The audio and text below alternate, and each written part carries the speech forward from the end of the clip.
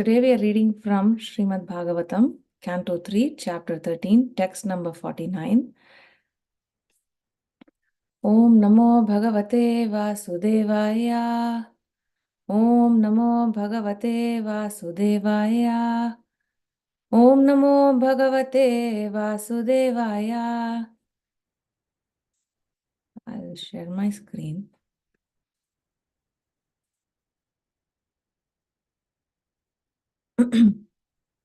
Tasmin prasanne sakalashishan prabhau kim durlabham tabhiralam lavatmabhihi ananya drishtya bhajatam guhashayah swayam vidhatte swagatim parah param tasmin prasanne sakalashishan prabhau kim durlabham tabhiralam lavatmabhihi ananya drishtya bhajatam guhashayah swayam vidhatte swagatim parah param. One more time. Tasmin prasanne sakalashishan prabhau kim durlabham tabhir alam lavatmabhihi ananya drishtya bhajatam guhashayah swayam vidhatte swagatim parah param. Translation and purport by His Divine Grace A.C. Bhaktivedanta Swami Srila Prabhupada ki jai. Nothing remains unachieved when the Supreme Personality of Godhead is pleased with someone. By transcendental achievement, one understands everything else to be insignificant. One who engages in loving devotion, transcendental loving service is elevated to the highest perfectional stage by the Lord Himself, who is seated in everyone's heart. I'll read it one more time. Nothing remains unachieved when the Supreme Personality of Godhead is pleased with someone. By transcendental achievement, one understands everything else to be insignificant. One who engages in transcendental loving service is elevated to the highest perfectional stage by the Lord Himself, who is seated in everyone's heart. Purport. As stated in Bhagavad Gita 10:10, the Lord gives intelligence to the pure devotees so that they may be elevated to the highest perfectional stage. It is confirmed herein that a pure devotee who constantly engages in the loving service of the Lord is awarded all knowledge necessary to reach the Supreme Personality of Godhead. For such a devotee, there is nothing valuable to be achieved but the Lord's service. If one serves faithfully, there is no possibility of frustration because the Lord Himself takes charge of the devotee's advancement. The Lord is seated in everyone's heart, and He knows the devotee's motive and arranges everything achievable. In other words, the pseudo-devotee who is anxious to achieve material gains cannot attain the highest perfectional stage because the Lord is in knowledge of his motive. One merely has to become sincere in his purpose, and then the Lord is there to help in every way. Om Ajnanatimirandasya Jnananjana Shalakaya Chakshurunmilitam Yena Tasmai Shri Gurave Namaha. Nama Om Vishnupadaya Krishna Presthaya Bhutale Srimate Bhaktivedanta Swamin Niti Namine Namaste Saraswate Deve Gauravani Pracharine Nirvisesha Shunyavadi Paschatya Deshatarine Jai Shri Krishna Chaitanya Prabhu Nityananda Shri Advaita Gadadhara Shrivasadi Gaura Bhakta Vrinda Hare Krishna Krishna Krishna Hare Hare Hare Rama, Rama Rama, Hare Hare.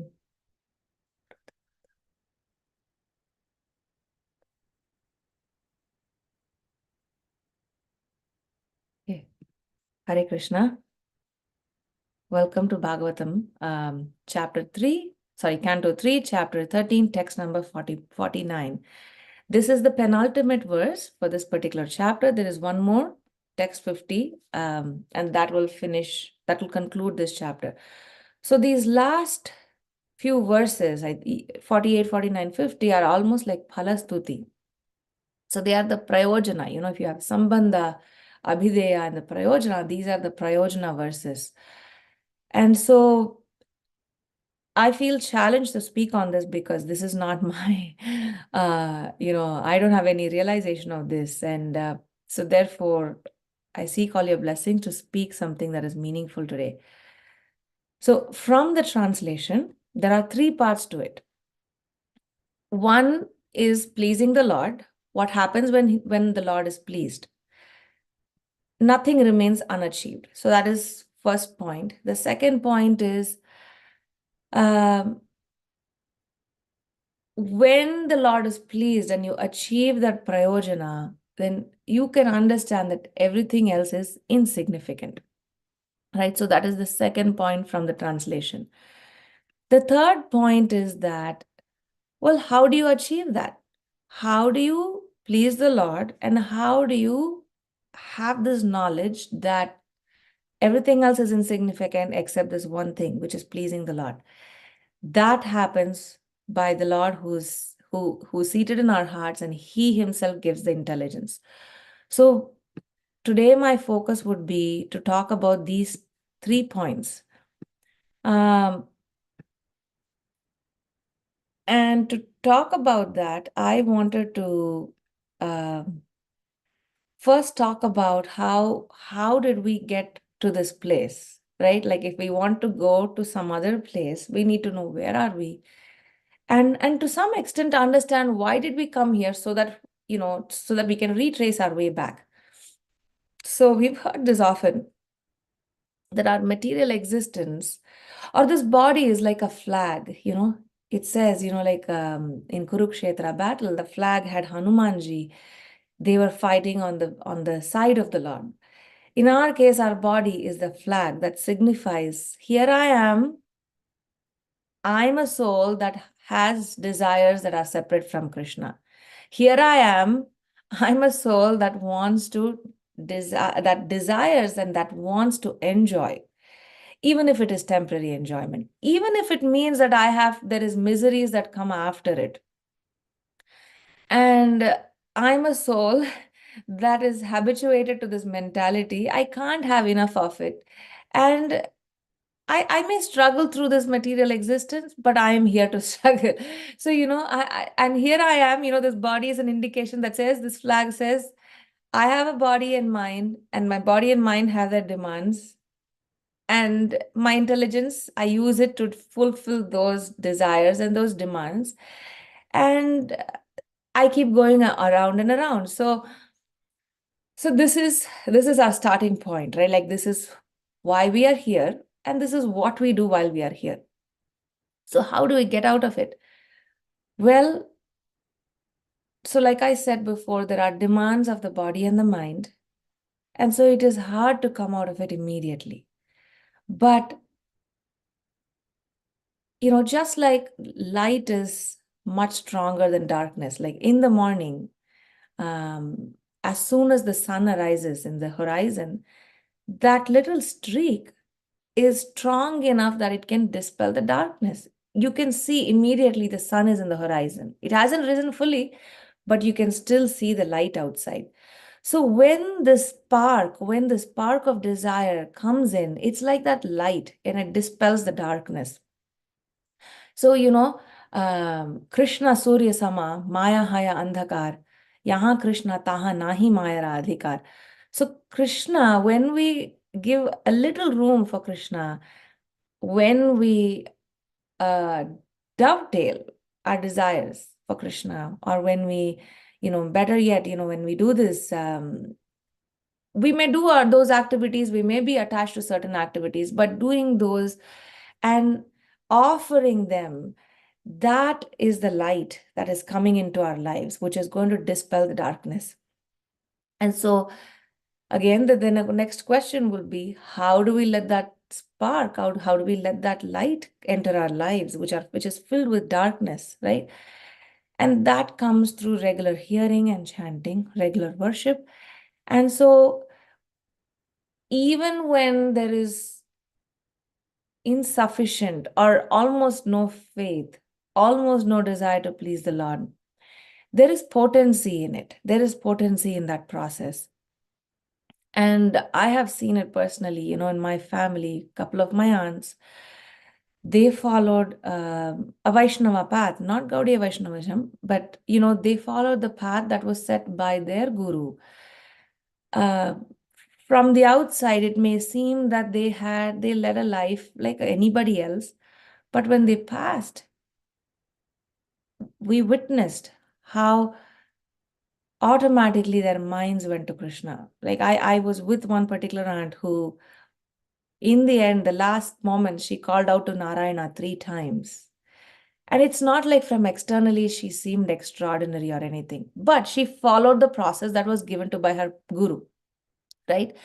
And so the process that we have been given by Srila Prabhupada, by Lord Chaitanya, of chanting, and all of those other things, reading Srimad Bhagavatam, Nityam Bhagavata Sevaya, and Prasadam, this process is potent. It may be simple, but it is potent. And therefore, if our sincerity is shown by doing this process on a day-to-day basis regularly, this is the purificatory process.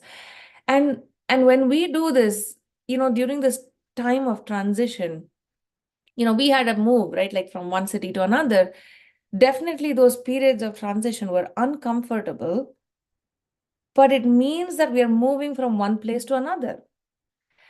So this process of anartha nivriti is definitely uncomfortable. And it can be disconcerting to some, but it means that we're moving from one place to another. It means that the process is working. It means that we just have to stick to it, and we will get to our destination at some point in time. So just like, for example, the process of transition, I was saying that it is uncomfortable. It is like melting gold. There may be impurities, and how do you get those impurities out? How do you get those alloys out? It is through the process of heating, right? Extreme heat to the point that it has to melt, and to the point that the impurities have to come out. The process of devotion is like that. If we stay fixed in this process of devotion, it may be uncomfortable, but we have to stick with it so that those impurities, those alloys may be removed, and what you get is pure gold. Or in the other example where I said, you have reached your destination. So this is, in one sense, this is like the sambandha, right? Like, who am I? Where do I need to go? And what do I need to do? So that sambandha gyan, the starting point, is important for us to know where we need to go. And the second thing is, well, and by doing this process, the first part of the line was pleasing the Lord, right? So the Lord is pleased. He's pleased by our sincerity, or by our sincere efforts. And one may ask, well, what is sincerity? It means non-duplicity. Duplicity is, a little bit for Krishna and a little bit for me. But simplicity is, I'm doing this, at least during those processes. Again, I want to say this, that this is not coming from a place of self, like realization or something. This is, I'm parroting what I've heard. But at least during those times when we do specific acts of devotion, like chanting and hearing, if those moments can be sincere, then it is purificatory. And then it is purificatory because it is pleasing to the Lord, right? Like I quoted the verse, Krishna Surya Sama. So he is, like the sun can purify every place, regardless of if it is dirty, or like, it can purify anything.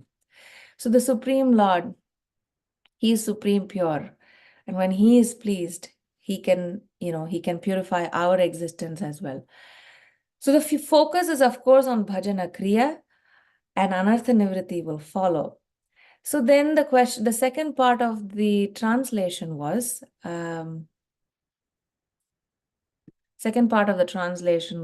we understand that everything else is insignificant. And then the third part of the translation said, who gives us this knowledge? It is Paramatma himself. So, I've been reading Chaitanya Mangal with my children, and there are a few pastimes of Lord Chaitanya. I thought running up to Gaura Purnima, we can talk about different ways in which Lord Chaitanya, uh, in one sense, gives his mercy. So I'm kind of paralleling giving mercy with intelligence. So I'm speaking it in the same at the same level. So one, of course, when Lord Chaitanya was a child, right? Like, there's Brahmana who comes to their Jagannath Mishra's home. Jagannath Mishra welcomes him and he says, you can, we would like to offer you something. The Brahmana says, no, I need to cook something and offer it to my deity. So the first time he does it, baby Nimai comes and eats the offering, right? Second time he does it, Jagannath Mishra convinces him, please, this time we'll lock our baby. Please make an offering and please have your meal. It's nighttime already. Again, this Brahmana showers, offers, makes a cleans the kitchen, makes the offering, rings the bell, and lo and behold, Lord Chaitanya is not Lord Chaitanya, Nimai, the baby is there. Another third time, Jagannath Mishra is besides himself. He says, please, please, please, can you please make an offering? You have come to our home. If you do not eat, I would consider my service to you as incomplete. So please kindly make an offering. And yet the third time he comes, and this time Nimai reveals himself. He says, you've been calling me, and I've been coming to honor your offering, and you're making such a big ruckus. So, in that pastime, we see baby Nimai. And another time when he was older, this pastime is quite bewildering to me personally, but it makes a point. So when he's older, slightly older, he's playing with his friends by the banks of Ganga. Murari Gupta comes. He's older, much older to Lord Chaitanya or Nimai. And he's speaking jnana, the philosophy. And then he's walking with his followers, and Nimai, the little boy, he's walking with his friends, and they are imitating Murari Gupta, his hand gestures and the way he walks. And, the children are giggling behind them. And Murari Gupta is annoyed, and, he looks askance, from the side of his eye, and he says, this boy, who said he is well behaved? I understand he's the son of Jagannath Mishra. What an ill, he makes a comment like that. So Nimai gets very upset and he says, you wait and watch. I will see you during lunchtime. So Murari Gupta is taken aback. And Murari Gupta is an eternal associate of the Lord, right? But in this pastime, we can see he's propounding not bhakti. So he's propounding philosophical speculation, mental speculation. And so anyway, the day goes by, Murari Gupta, takes a bath in the Ganga, then goes home, sits down to eat. He's forgotten about his morning, the interaction with Nimai. And as he sits down, meanwhile, Nimai gets ready in beautiful clothes. It is the Chaitanya Mangal says, I wish I had, actually, I think I do have it. It is said that, he applied kajal and how he decorated his body with golden ornaments, and he was carrying laddus with condensed milk in his hand. And he entered the house of Murari Gupta. And he calls from outside, Murari! And Murari Gupta is shocked. He immediately recognizes, what is this boy doing here? And Murari Gupta, and then Nimai says, don't worry, you finish your meal. I'll wait for you here. And so Murari sits down to eat.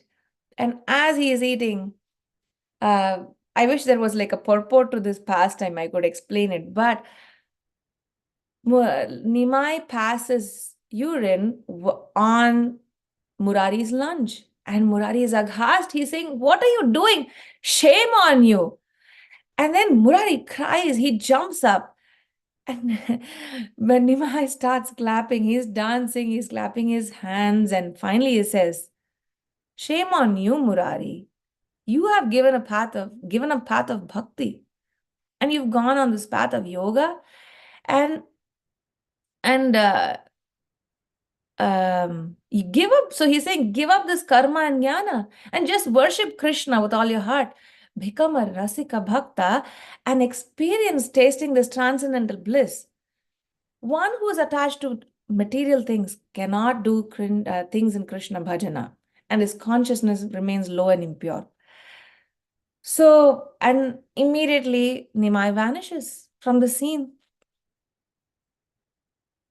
Murari experiences transcendental bliss.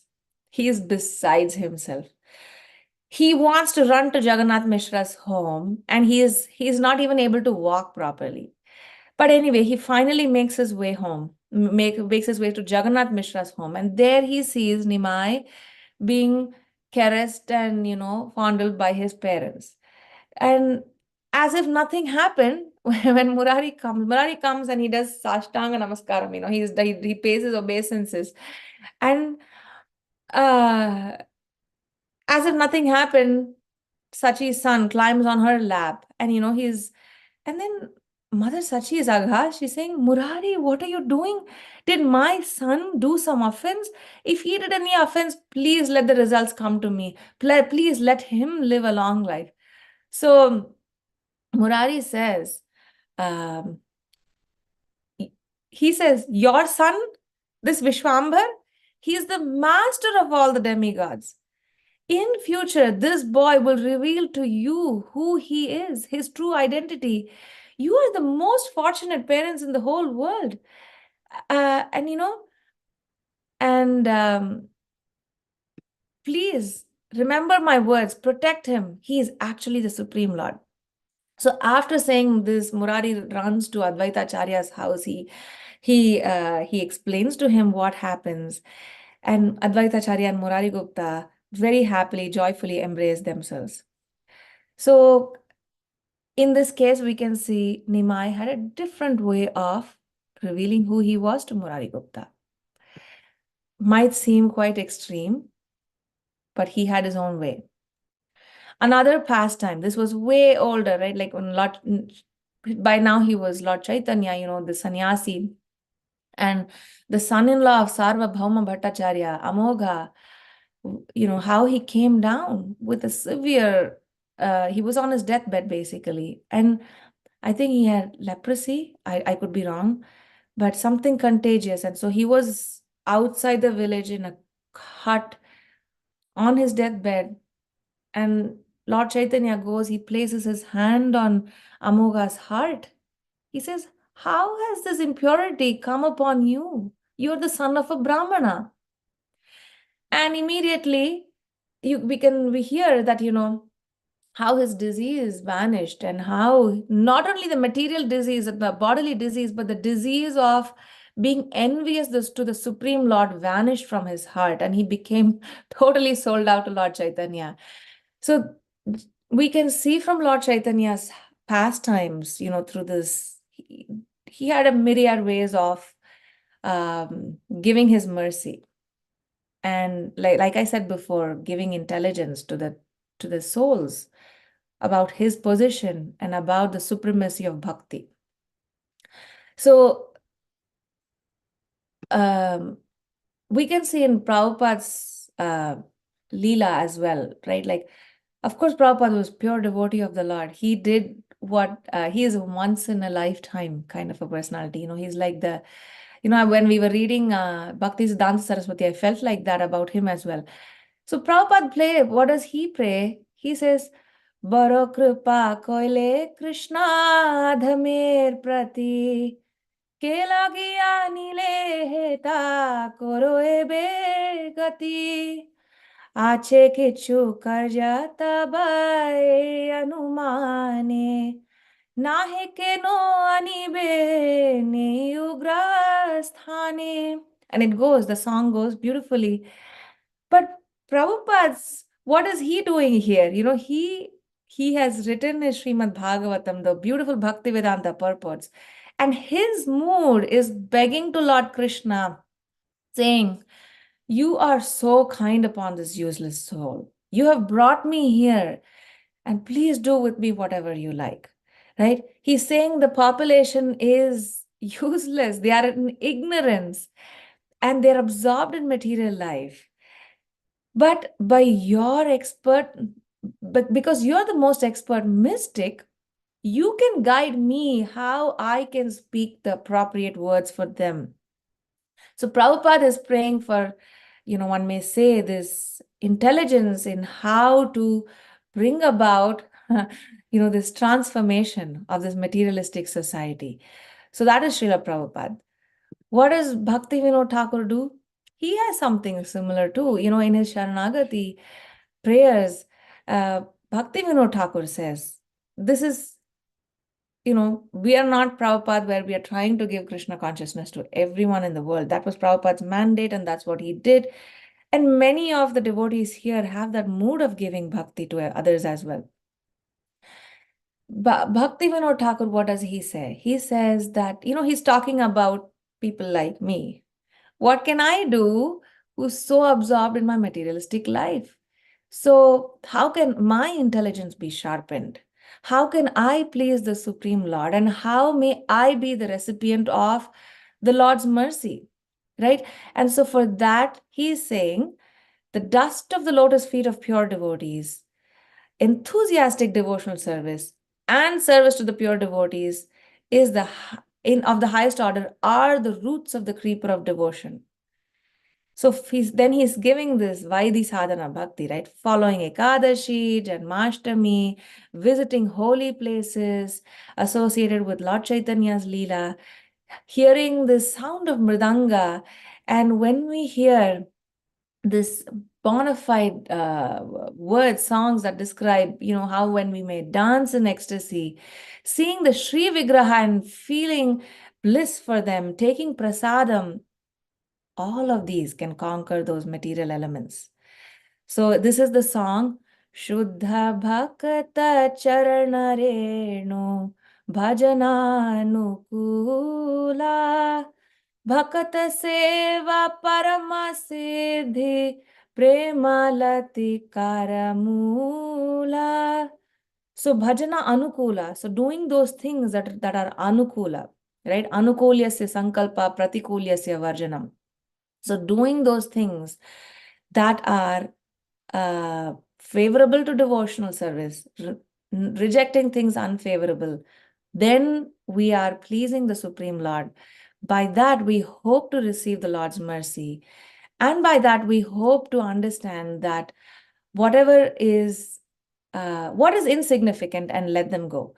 So I think I'm almost at times. I want to pause here and just kindly, like one last time, that there are 3 points in this translation that I wanted to talk about. That nothing is impossible when we are pleasing the Supreme Lord. By pleasing the Supreme Lord, we also understand what is insignificant. And how do we please the Supreme Lord? It is by engaging in bhakti. And then the Lord who is in our heart gives us that intelligence. So I'll pause and see if you have any comments or corrections or questions.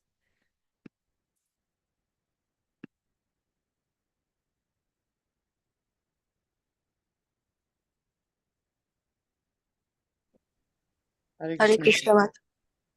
Go ahead. Go ahead, Mataji. Hare Krishna, Mataji. Really sweet class. And thank you for bringing up the story of Murari Gupta. And I was just thinking that, it is at the house of this Murari Gupta that Mahaprabhu had shown the Varaha avatar. Yes. It was in his house.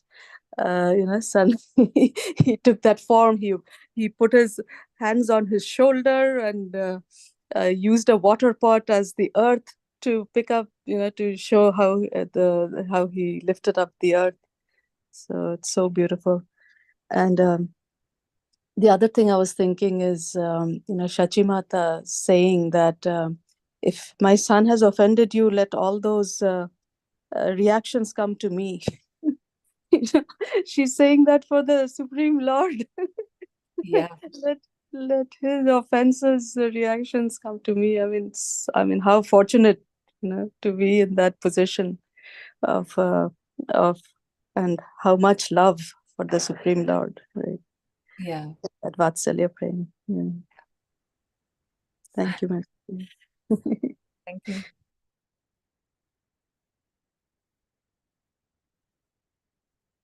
Thank you, Mataji. Such a sweet class as Chintamani Mataji was saying. So I think your absorption, I think the way you are with so much enthusiasm, you are sharing these pastimes. It was so nice. So to hear those pastimes. So I was just thinking, you mentioned about one point, Mataji. I was not paying much attention that time. I guess I was moving. The moments when we are sincere, right? Something you mentioned about it. Can you are you able to recollect that? I mean, there are some moments in the bhakti process that we are Yes. sincere. Yeah. No, I was saying it from my point of view that, it's hard for me to be sincere in Krishna consciousness all the time, but at least Mm, during those times when we do direct devotional service of hearing and chanting, mm, if those moments can be sincere, that's like in the purport, in the translation, there is, I can read that. The last line of the purport, Prabhupada says, one merely has to become sincere in his purpose. And then the Lord is there to help in every way. So, sincerity is being non-duplicitous, being just, there is just one purpose, and that is to please Krishna. So I was saying that at least as a starting point, the starting point can be sincere, being sincere during our bhajana. Yeah. thank you, Mataji. I think my internet also something really here. Okay, it was unstable. So I could not hear clearly. But I will. Oh, sorry. I will hear. I will. No, that's my internet issue, not yours. So it was saying Okay. unstable. I will read the last sentence. Okay. Okay, Prabhu. I think if there's no other comment, Hare Krishna, just want to thank you so much. Wonderful class with your bhajans and all. Very wonderful. Thank you. Hare Krishna. Thank you, Mataji. Okay. Okay. My humble obeisance to all of you. Thank you so much. Hare Krishna. Hare Krishna. Granthiraj Srimad Bhagavatam. Srila Jai. Prabhupada ki jai. Jai. Jai. Thank you so much, Mataji. Such a wonderful class. Hare Krishna. Jai Mataji.